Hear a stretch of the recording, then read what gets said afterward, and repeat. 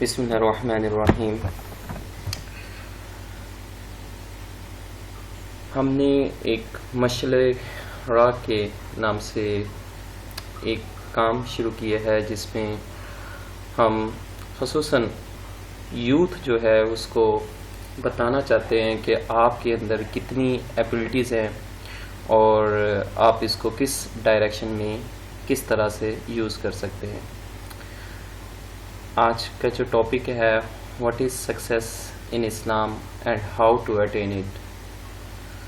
کامیاب انسان کیسے بنا جا سکتا ہے اور ہم کامیابی کیسے حاصل کر سکتے ہیں. حدیث پاک ہے رسول اللہ صلی اللہ علیہ وآلہ وسلم نے فرمایا کہ جو انسان صبح اٹھ کے دنیا کے غم میں اور اس کے کاموں میں لگ جاتا ہے اور وہ آخرت کو بھول جاتا ہے تو اللہ کی ذات اس کے کاموں کو بکھیر دیتے ہیں. اب وہ صبح صبح اٹھتا ہے, اس کی دنیا میں فکر لگ جاتی ہے, وہ کہتا ہے فلاں میں نے کام کرنا ہے جی, ادھر میڈیکل کے لیے جانا ہے جی, ادھر عدالت کا کیس میں نے آج اس میں وہاں پہ سماعت ہونی ہے, آج یہ ہونا ہے, آج میرے بچے کا یہ ہو گیا ہے, آج فلاں فیملی میں یہ ہو گیا ہے, کوئی فائنینس ایشو ہو گیا ہے. تو اللہ کی ذات اس کے کاموں کو بکھیر دیتے ہیں. اب وہ پورا دن اپنے انہی کاموں کو کرنے میں لگا لیتا ہے اور ان دی اینڈ اس کو دنیا اتنی ہی ملتی ہے جتنی اللہ کی ذات نے اس کے نصیب میں لکھی ہوتی ہے. لیکن ہوتا کیا ہے کہ وہ اللہ سے دور ہو کے پریشانی کی حالت میں اور اپنے کاموں میں بزی رہ جاتا ہے. اب اس حدیث کا دوسرا پہلو ہے کہ رسول اللہ صلی اللہ علیہ وسلم نے فرمایا کہ جو صبح اٹھ کے جو انسان آخرت کی فکر زیادہ کرتا ہے, دنیا کی فکر کم کرتا ہے, تو اللہ کی ذات اس کے کاموں کو سمیٹ دیتے ہیں کہ اس کے کام خود بخود ہونا سٹارٹ ہو جاتے ہیں, اس کے کاموں میں برکت ہو جاتی ہے. اس کا کوئی کام تھا, اس نے اپنے دوست کو کال کی کہ یہ میرا کام ہے, تو اس کے دوست نے کہا نہیں آپ نہ آئیے گا, میں یہ آپ کا کام کر دوں گا, تو اس کو وہ جانا نہیں پڑا, اس کا وہ ٹائم سیو ہو گیا. اللہ کی ذات اس کے خود بخود کام اس کے بنا دیتے ہیں. تو اب اس حدیث پاک کو سمجھنا بہت ضروری ہے. اس کا ہماری کامیابی کے ساتھ ڈائریکٹ تعلق ہے. اب اپنے دل میں سوچیں کہ کیا ہم صبح اٹھ کے دنیا کی فکر زیادہ کرنا شروع کر دیتے ہیں یا آخرت کی فکر زیادہ کرتے ہیں. پھر کمپیریزن کریں اپنی لائف میں کہ آپ کے پرابلم کیوں بڑھ رہے ہیں. جتنے بھی شر کے راستے ہوتے ہیں وہ انسان اپنے خود بناتا ہے, اور جتنے بھلائی کے راستے ہوتے ہیں وہ اللہ کی ذات اس کو دیتی ہے. ایک اور حدیث پاک ہے رسول اللہ صلی اللہ علیہ وسلم نے فرمایا کہ جو انسان اللہ کو ناراض کر کے دنیا کو خوش کرنا سٹارٹ کر دیتا ہے, انسانوں کو خوش کرنا سٹارٹ کر دیتا ہے, تو اللہ کی ذات تو ناراض ہوتی ہے تو وہ دنیا بھی ناراض ہو جاتی ہے. یہ قانون ہے, یہ حدیث پاک ہے.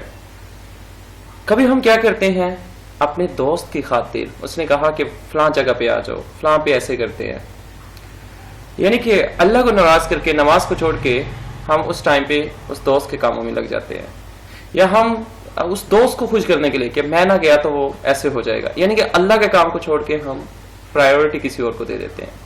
تو کیا ہوتا ہے کہ اللہ تو ناراض ہوتے ہیں, کل کو وہ انسان جس کی خاطر ہم نے اللہ کو ناراض کیا ہوتا ہے وہ بھی ہم سے ناراض ہو جاتا ہے.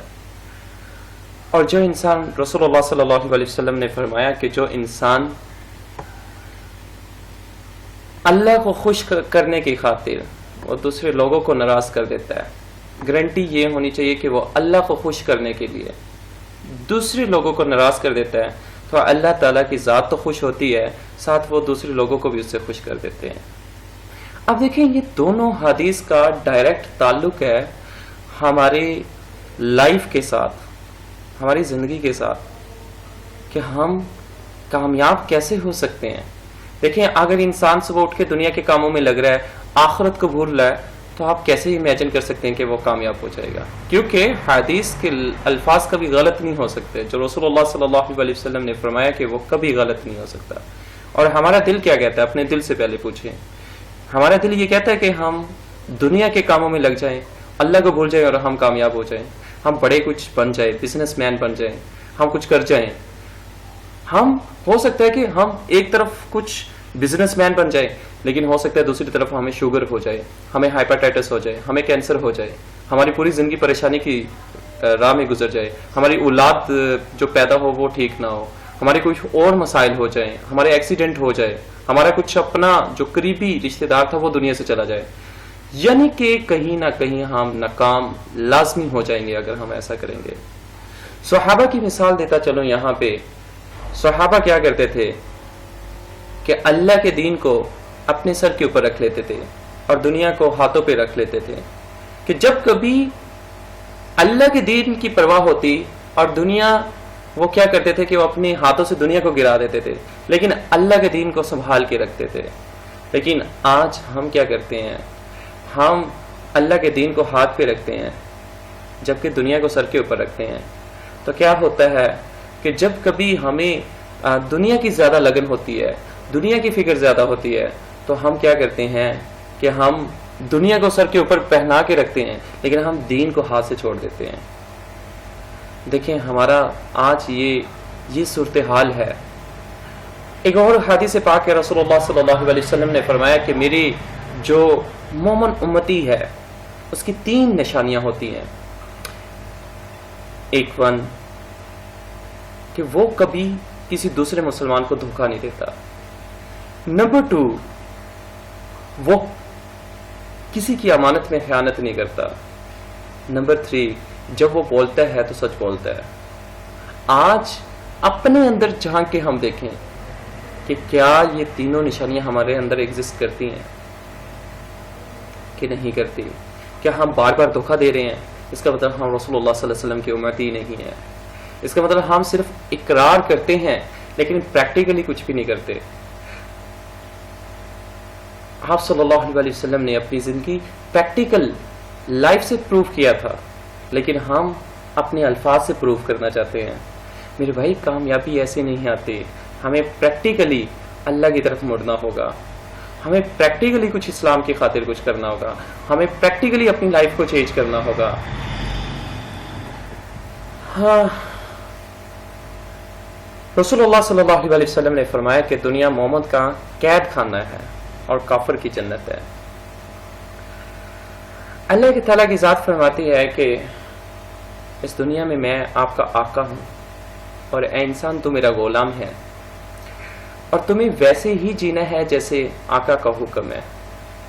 جب آخرت کا مقام ہوگا تو میں آپ کا مہمان نواز ہوں گا، آپ کا ہوسٹ ہوں گا، آپ میرے مہمان ہوں گے، تو پھر وہاں پہ جا کے میں آپ کی جو آپ کہیں گے وہ کروں گا۔ لیکن یہ جو دنیا ہے اس میں آپ میرے غلام ہیں اور آپ کو غلام کی طرح رہنا ہوگا۔ تو بے شک ہمارے اوپر مشکل حالات آ سکتے ہیں، لیکن ہمیں کیا کرنا ہوگا؟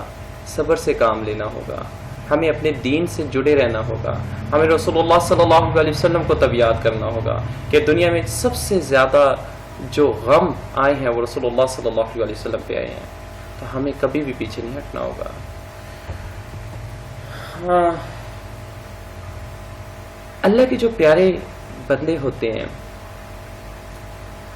جب بھی ان پہ کوئی مصیبت آتی ہے تو وہ ہمیشہ اللہ کی طرف رجوع کرتے ہیں، اور وہ مصیبت کچھ ہی ٹائم میں ختم ہو جاتی ہے، ہمیشہ کے لیے وہ نہیں رہتی۔ میرے بھائیوں، آپ کو آج اللہ کی طرف جتنا جلدی ہو سکے، یہ دنیا کا کوئی پتہ نہیں ہے، آج ہم رات کو سو رہے ہیں، صبح جاگیں گے یا نہیں جاگیں گے، اس کا کوئی کنفرم نہیں ہے۔